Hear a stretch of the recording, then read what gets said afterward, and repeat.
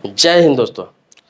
कई लोगों का सवाल आया है बंटवारा से संबंधित। मैं आपको बता दूं कि अक्सर आप गांव में देखते होंगे, गांव में भी होता है, शहर में भी होता है, लेकिन ज़्यादातर ये मामला गांव में होता है कि जमीन बंटवारा, प्रॉपर्टी बंटवारा, संपत्ति बंटवारा को लेकर बहुत ज़्यादा विवाद होता है। चाहे वो भाइयों से हो, चाचाओं से हो, खानदान के लोगों से हो, लेकिन जमीन के बंटवारा को लेकर बहुत ज़्यादा विवाद है। और इस विवाद का कारण क्या है और इसका हल क्या है, वो दोनों चीज़ मैं आपको बताऊंगा। जैसे आपके पास जमीन है, वो पिता के नाम से है, दादा के नाम से है, परदादा के नाम से है, उसका पेपर आपके चाचा के पास है, आपके भाइयों के पास है। आप क्या कर सकते हैं, किस तरह से करेंगे कि ज़मीन बंटवारा में कोई दिक्कत ना हो, लड़ाई ना हो, ऐसी नौबत ना आए, ये सब पे बात करूंगा। उसके अलावा जो मन में सवाल आएगा, प्रश्न आएगा, कमेंट बॉक्स में आप लिखेंगे, मैं उस टॉपिक को ही वीडियो बनाता रहता हूँ। ये भी किसी ना किसी का टॉपिक है। आगे बढ़ने से पहले रिक्वेस्ट करूंगा, वीडियो को लाइक जरूर करें। सीधे मुद्दे पे आता हूँ। मैं आपको बता दूं कि जो मौखिक बंटवारा होता है, सारा विवाद का जड़ गांव में मौखिक बंटवारा है। मौखिक बंटवारा आप समझ लीजिए, जो मुंह से बंटवारा होता है, मतलब बोल के बंटवारा होता है। अक्सर आप देखेंगे किसी के पिता के नाम से जमीन है, दादा के नाम से जमीन है, परदादा के नाम से जमीन प्रॉपर्टी होता है, और गांव में पीढ़ी दर पीढ़ी, पीढ़ी दर पीढ़ी, पीढ़ी दर पीढ़ी उसी जमीन पर बंटवारा कर करके लोग घर बनाते रहते हैं। अपना अपना घर अपना हिस्सा में बनाते रहते हैं, लेकिन अपना अपना नाम नहीं कराते, अपने अपने नाम से नहीं कराते। वो बंटवारा होकर सब घर बना रहा है, बना रहा है, बना रहा है। बाद में कम ज़्यादा को लेकर विवाद होता है, या फिर जब घर में लोग बढ़ते हैं, बच्चे बढ़ते हैं, घर की आबादी बढ़ती है, खानदान की आबादी बढ़ती है, फिर लड़ाई शुरू हो जाती है कि भाई मैं इधर से लूँगा तो मैं उधर से लूँगा, तो मुझे ऐसे बांट के दो, तो मुझे ऐसे बांट के दो, तो मुझे कम दिए हो, तुम्हें ज़्यादा मिला है। या फिर कोई गाँव से बाहर कमाने गया हुआ है, वो नहीं आ रहा है तो उसे नहीं मिला है। इस तरह की समस्या आती रहती है। तो मैं आपको बता दूं कि ये सारा जड़ लोग खुद है। हमारे देश में हर चीज के लिए कानून बना हुआ है, हर चीज के लिए लॉ बना हुआ है, लेकिन लोग उसका वैल्यू ही नहीं करते, लोग कानून का फायदा ही नहीं उठाते। और बाद में जब परेशानी होता है, मुसीबत में पड़ता है, तो अपने भाई के खिलाफ, अपने चाचाओं के खिलाफ, अपने खानदान के लोगों के खिलाफ, अपने रिश्तेदार के खिलाफ कोर्ट जाते हैं। और होता क्या है कि वहाँ लाखों रुपये खर्च होता है। 10-20 साल कोर्ट में दौड़ने के बाद भी रिजल्ट क्या आता है? जीरो आता है, शून्य आता है, वही आता है जो होना चाहिए। तो मैं आपको बता दूं कि इसका कारण यही है कि मौखिक बंटवारा कभी ना करें। चाहे आपके भाइयों को बुरा लगे, चाहे आपके चाचा को बुरा लगे, चाहे आपके पटदार का बुरा लगे। मैं आपको बता दूं कि जो प्रॉपर्टी का मामला है वो इमोशन से नहीं चलता। प्रॉपर्टी का मामला है, इमोशन से नहीं चलता है। आज आपको मोहब्बत है, अपनापन है, सब अपने अपने हिसाब से आप बना लेते हैं, लेकिन कल आपके बच्चे जो है बड़े होंगे, आप नहीं रहेंगे तो आपस में कुत्तों की तरह लड़ेंगे, यहाँ तक कि कोर्ट पहुंच जाएंगे, हाई कोर्ट पहुंच जाएंगे, सुप्रीम कोर्ट पहुंच जाएंगे, और अपना जो प्रॉपर्टी है वो भी बर्बाद कर लेंगे लड़ाई करते करते। तो करना क्या है कि मौखिक बंटवारा ना करें, लिखित बंटवारा करें। अब आप सोचेंगे कैसे बंटवारा करें, तो लिखित बंटवारा करें। लिखित बंटवारा क्या होता है कि जैसे आपके दादा के नाम से जमीन, परदादा के नाम से जमीन, आपके पिताजी के नाम से जमीन, किसी के नाम से जमीन, मतलब आपके लेकर आपके पीछे के 4 पीढ़ी जो होता है, जितना जिसका नाम से जमीन है, उसे हम पैतृक संपत्ति कहते हैं, एंसेस्ट्रल प्रॉपर्टी। तो उसमें है कि सीधा और सीधा आपकी हिस्सेदारी होती है। तो अगर बंटवारा नहीं हुआ है, तो बंटवारा आप लोग कर रहे हैं तो खुद से बंटवारा कर ले। जैसे मान लिया जाए कि किसी के पास 500 गज जमीन है, अगर 5 भाई है तो 100 गज आप जमीन का बंटवारा कर लिए। अगर बहन है तो उसमें बहन के हिसाब से भी बंटवारा कर लिए। तो बंटवारा करके सिर्फ दे नहीं देना, अगर बहन नहीं लेना चाहती है तो कोई बात नहीं है, भाइयों में बंटवारा कर ले। अब करने के बाद होता क्या है कि लोग अपना अपना घर बना लेते हैं, अपने कब्जे में ले लेते हैं, लेकिन फिर भी विवाद होता है। तो ऐसा नहीं करना है, आपको लिखित रूप से बंटवारा करना है। अब लिखित रूप से ये नहीं कि घर पर गए, पंचायत में लिखवा लिए, वो पेपर बना लिए, हो गया लिखित रूप से बंटवारा। ये लिखित रूप से बंटवारा नहीं होता। आप रजिस्ट्री ऑफिस जाए और सभी लोग अपने अपने नाम से अपना अपना हिस्सा रजिस्ट्री करा ले। तो इसमें थोड़ा खर्च लगता है, इसमें खर्च लगेगा, जो स्टाम्प ड्यूटी है वो पे करना पड़ेगा आपको। दूसरा बता रहा हूँ जो बिना खर्च का। तो इसके लिए क्या करना है कि आप अपने गांव, अपने एरिया में, अपने पंचायत के बाहर कोई ना कोई राजस्व कर्मचारी होता है। राजस्व कर्मचारी जो जमीन का रसीद काटता है, आप देखते होंगे, जमीन का पर्ची काटता है, जमीन का मालगुजारी काटता है, उसको कहीं कहीं पटवारी भी बोलते हैं।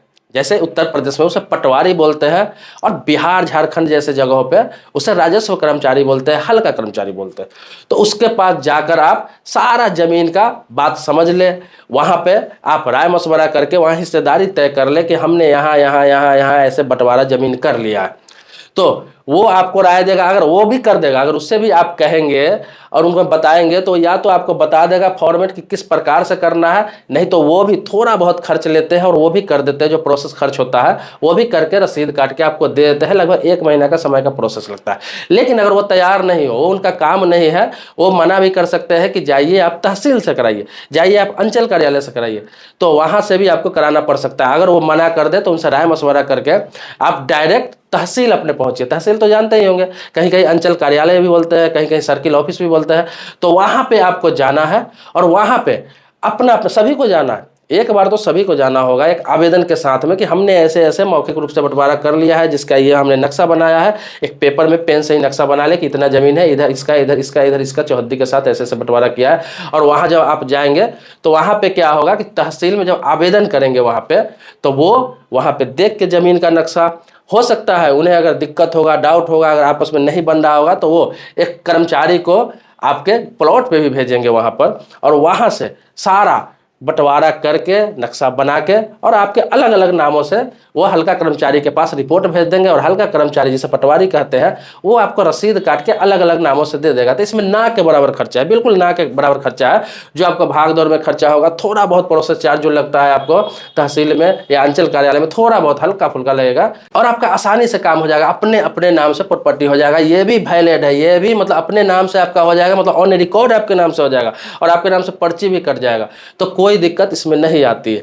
तो मैंने आपको बताया बहुत आसान तरीका है। आप राजस्व कर्मचारी के पास ना भी जा सकते हैं, डायरेक्ट आप तहसील में भी जा सकते हैं, वहां भी डायरेक्ट पता करके और वहीं से काम करा सकते हैं। डायरेक्ट अपने अंचल कार्यालय, तहसील या फिर सर्किल ऑफिस, जो भी सब जगह अलग अलग नामों से बोला जाता है, तो वहां जाकर डायरेक्ट वहां से भी आप अपने नाम से प्रॉपर्टी करा सकते हैं। लेकिन आप जितने हिस्सेदार हैं, चाहे सभी भाई हैं, चाहे चाचा है आपके, चाहे जो भी है, जितने में हिस्सेदार उसमें बनते हैं, सभी लोगों को एक बार वहां पे उपस्थित होना पड़ेगा, सिर्फ एक बार, और फिर अपने अपने नामों से सबका जमीन हो जाएगा, कोई दिक्कत नहीं आएगी। तो इसमें क्या होगा कि घर आप बना लेते हैं तो पीढ़ी दर पीढ़ी, चाहे 100 साल बाद हो, 200 साल बाद हो, वो आपके नाम से हो गया प्रॉपर्टी। आपके बच्चे लड़ेंगे नहीं, आपके बच्चों में आपस में लड़ाई नहीं होगी, झगड़ा नहीं करेंगे, किसी प्रकार का विवाद नहीं होगा। ये मौखिक बंटवारा में विवाद होता है। हाँ, आप तहसील में नहीं दौड़ना चाहते, अंचल कार्यालय नहीं दौड़ना चाहते, मैंने आपको बताया सीधा रजिस्ट्री ऑफिस में जाइए, 1 दिन में काम आपका हो जाएगा। सभी अपने अपने हिस्सेदारी तय करके जाइए कि हमें यहाँ लेना है, हमें यहाँ लेना है, हमें यहाँ लेना है, चौहद्दी बना लीजिए, उस हिसाब से लिख लीजिए, और आप कातिब को बता दीजिए वहाँ पे जाकर रजिस्ट्री ऑफिस में, और वहाँ पे सब अपने अपने नाम से रजिस्ट्री करा लीजिए। सबको अलग अलग डीड मिल जाएगा, और जाकर दाखिल खारिज करा लीजिए, आराम से वो हो जाएगा रजिस्ट्री अपने अपने नाम से। सभी का रजिस्टर्ड डीड भी मिल जाएगा, जिसे केवाला कहते हैं, बैनामा कहते हैं, आपको मिल जाएगा, और अलग अलग नाम से रसीद भी कर जाएगा। वो भी बहुत पुख्ता काम हो जाएगा, बहुत ही पक्का काम हो जाएगा। ये दोनों काम बहुत ही पुख्ता और बहुत ही पक्का है। अब बहुत लोग पंचायत में भी बंटवारा करते हैं, पंचायत में बैठते हैं, वहाँ पे एक बंटवारा करते हैं, अलग अलग सादे पेपर बना लेते हैं, उसमें 2-4 गवाह बना लेते हैं, बंटवारा कर लेते हैं। लेकिन मैं आपकी जानकारी के लिए बता दूं, ये कोर्ट में वैलिड नहीं है। कल होके 10 साल बाद, 20 साल बाद, 50 साल बाद जब आप बच्चे आपस में लड़ेंगे और कोर्ट जाने का मामला होगा, तो कोर्ट उसका वैल्यू नहीं करेगा, क्योंकि सादा पेपर पर कोई भी चीज़ बनाया हुआ उसका वैल्यू नहीं है, क्योंकि आपके नाम से ऑन रिकॉर्ड नहीं है, आपके नाम से रसीद नहीं कट रहा है। कभी किसी प्रकार का सर्वे होता है, किसी प्रकार का गणना होता है, तो उसमें आपका प्रॉपर्टी तो ऑन रिकॉर्ड आपके नाम से नहीं रहेगा ना। आप तो पर्ची बना के रख लिया, ऑन रिकॉर्ड तो आपका दादा के नाम से ही रहेगा, आपके पिता के नाम से रहेगा, आपके चाचा के नाम से रहेगा, जिसके नाम से रहेगा तो उसी के नाम से रहेगा, और फिर बाद में दिक्कत आ जाएगी। ऐसे ऑन रिकॉर्ड हो जाएगा तो सर्वे हो, गन्ना हो, किसी प्रकार का कुछ भी हो, जमीन से संबंधित किसी प्रकार का सर्वे होता है, तो उसमें आप ना भी रहते हैं तो आपके नाम से होता है और आपके नाम से सर्वे हो जाता है, कोई दिक्कत नहीं आती किसी प्रकार का। तो ये बहुत ही आसान फार्मूला है, लेकिन लोग समझते नहीं। तो मौखिक बंटवारा नहीं करें। मौखिक बंटवारा कर भी ले, घर बना भी लेते हैं तो कुछ दिनों के लिए, लेकिन उसको 6 महीना, साल में, 2 साल बाद अपने अपने नाम से सहमति से जरूर करा ले, कभी लड़ाई नहीं होगी। तो इस तरह के सवाल आते हैं, तो मैं आपको कोशिश करता हूं कि जो लीगल है, जो कानूनी है, वो मैं आपको सही तरीका बता सकूं। इसके अलावा बहुत सारे लोगों का सवाल ये भी होता है कि उसमें बहुत सारे भाई है या चाचा है, ये चाहते हैं कि बंटवारा ना हो, बंटवारा नहीं करना चाहते हैं, हिस्सा नहीं देना चाहते हैं, या फिर ज़्यादा जमीन पर कब्जा करके रखते हैं। वो बंटवारा करते ही नहीं, तो तहसील कहाँ जाएंगे, रजिस्ट्री ऑफिस कहाँ जाएंगे, कैसे करेंगे, उनसे कैसे ले अपना हक हिस्सा। तो इसके लिए मैं आपको बता दूं कि इसके लिए बहुत सारा लॉ, इसके लिए प्रावधान है। आपको बहुत कम समय में कोर्ट जाना है और बहुत कम समय में पार्टीशन सूट डाल के अपने अपने हिस्से का जमीन अपना अपना कोर्ट के द्वारा ले सकते हैं। इसके लिए मैं प्रॉपर एक वीडियो बना चुका हूं, जिसका लिंक इसी वीडियो के डिस्क्रिप्शन में डालूंगा। उस पूरा वीडियो को आप देखेंगे, सारी बातें आपको समझ में आ जाएगी। उसके बाद भी सवाल होगा मन में तो आप कमेंट बॉक्स में लिखेंगे, फिर मैं आपके टॉपिक को वीडियो जरूर बनाऊंगा।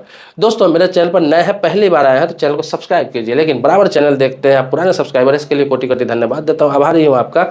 मिलते हैं नेक्स्ट वीडियो में एक नए मुद्दे के साथ, तब तक के लिए शुक्रिया, धन्यवाद। जय हिंद दोस्तों।